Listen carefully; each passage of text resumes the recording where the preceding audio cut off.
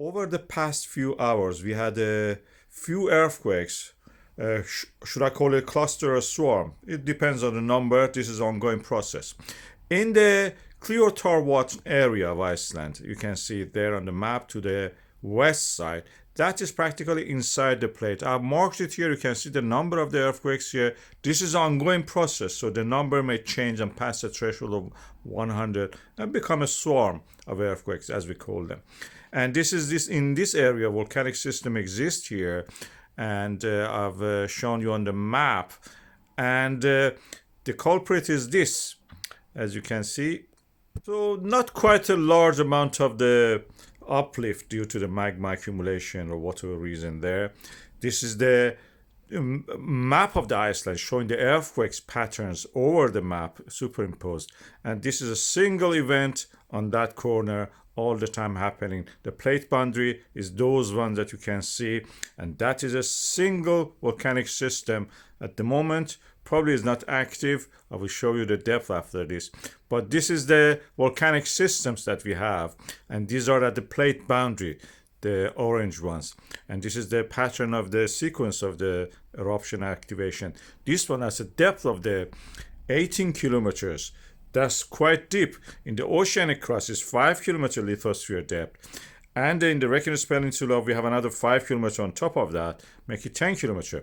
Here we have 18 kilometers, so that is well beyond the plate boundary. The landscape doesn't show much here at the moment. We don't see it. These clouds or glowing things are probably just haze. Very similar, the landscape and the geological setting probably is to what we have in the Ardnamurchan Peninsula in the Scotland. In Scotland we have this Lopolith and a few tiny bits of the magma reaching the surface, oozing out there. And this Ardnamurchan, like many other things in the Nordic countries, had a very Turkish, flavor in the names. Khan, all these Turkish ones. Anyway, this is the plate boundary. I don't think that we have a plate boundary at the number 2 on this diagram, because practically this is beyond the boundary of the plate. The thickness of the lithosphere is thicker.